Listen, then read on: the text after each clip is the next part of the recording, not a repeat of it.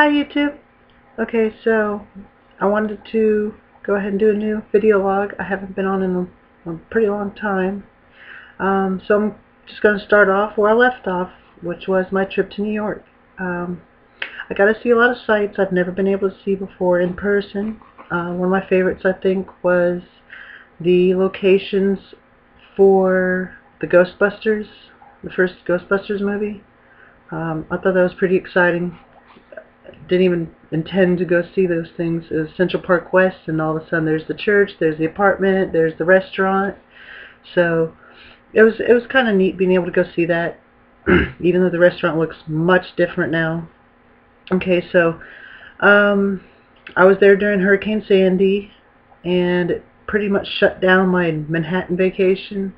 But I spent a lot of time in Levittown on Long Island with my grandparents so that I could help them out during the storm.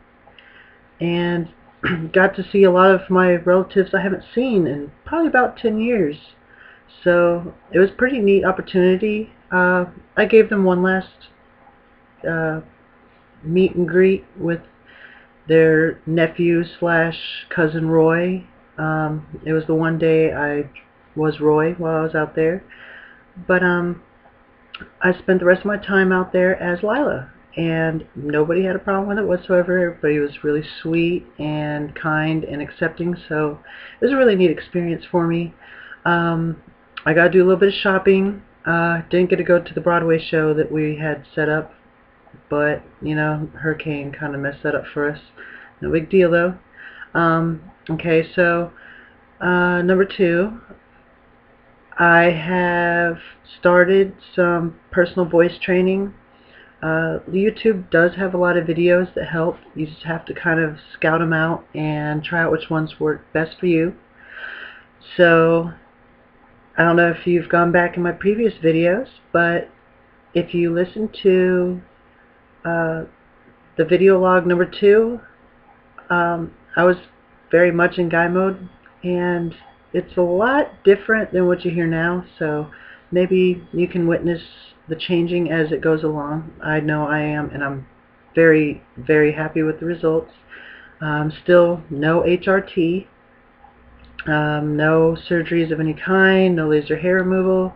This is all just a little by little kind of just transitioning myself the best that I can, and you know, what's unbelievable to me is that I've been very passable, so to speak, without any much more than, you know, some hair growth, wardrobe change, shaping my eyebrows, and making sure that I have body hair where it shouldn't be removed. So this has been pretty enlightening, and it's pretty good for when I finally do get on HRT and get other things changed. Yes, you're looking at fakes, little chicken cutlets, but it helps me feel more womanly, so whatever whatever works, right? Anyways, number 3 would be my wardrobe. So my sister Jessica started off with helping me out with a couple of outfits, which was really nice.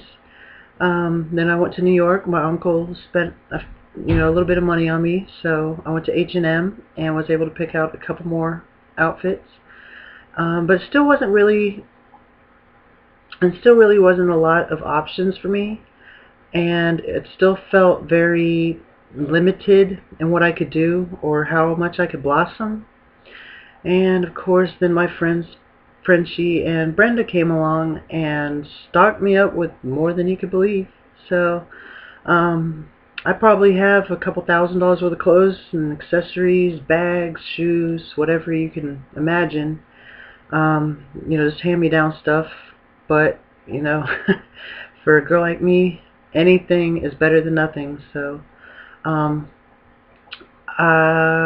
see, medical insurance and dental insurance I just got put on for my parents. I'm only 25 now, but I turned 26 in April, and that takes me off of a lot of options, aka taking me off the insurance.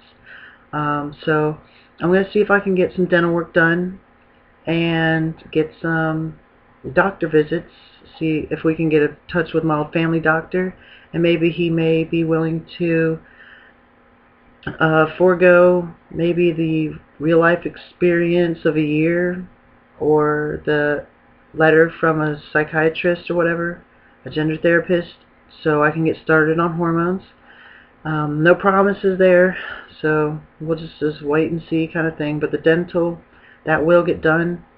So it's just one of those, be careful about, I don't know, hoping too much. I don't want to expect so many results and, you know, be disappointed. So next would be my living situation. Obviously, you know, the background's changed. This is a friend of mine's house, and he was kind enough to give me a place to live. When I lost my house, my mother would let me stay at her house when her husband was not in town. But just as promptly as I lost my house, his 2 days a week in Florida became 5 days a week, 6 days a week, 7 days a week, whatever he chose.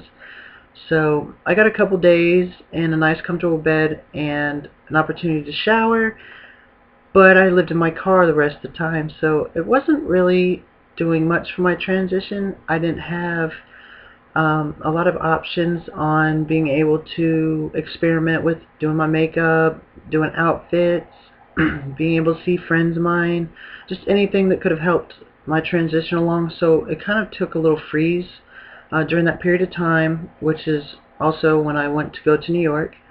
When I returned, a friend of mine, Chris, was kind enough to give me a bedroom of my own. So it's a little small, but it does the trick, and I'm much happier for it. I have my own personal space to keep my whole new wardrobe and try on new outfits, do my YouTube videos. So I'll also be able to post a lot more now that I have the constant internet connection.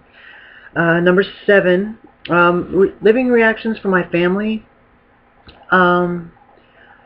Not much has changed from that. I still have very accepting family. My mother's husband, his attitude changed.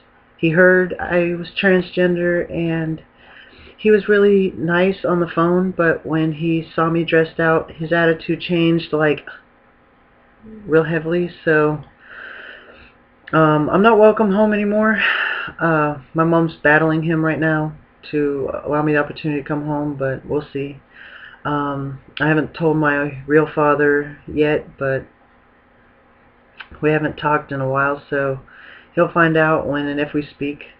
Friends' reactions, everybody's been accepting. I don't think I've lost but a couple of friends, and they were most typically the macho country boy type of southern kind of boy, whatever, and they hid behind whatever bull that they've heard from people in the past.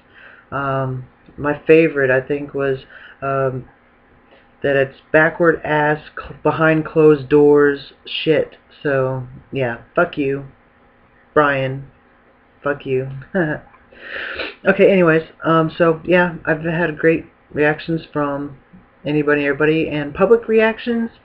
At first, people kind of gave me that obvious, am I looking at a boy or girl stare. Now, doors are held open, ma'am this, ma'am that, so I'm really putting a positive effort towards my transition. I don't want to delay with it in any kind of way. Hormones and hair removal just have to happen whenever they can. How much work it is to transition is my next topic, and this is going to be a short one because I'm running out of time. So it is a lot of work. It takes daily fight and battling to get yourself to learn these kind of things that you need to do to be more ladylike or more masculine, whichever transition you're undergoing. But one thing I would say is just stick to it, and you know, have your friends help you out if they notice certain things, behaviors that are from the past life that you kind of want to rid yourself of. They can just kind of point it out in a nonchalant kind of way, and you'll be able to make the transition a little bit easier. You'll be able to catch yourself when you do certain things that may be negative reaction towards your transition. But anyways, I just wanted to post this video. I'll post another one in a couple of days. Alright, I love you. Bye, YouTube.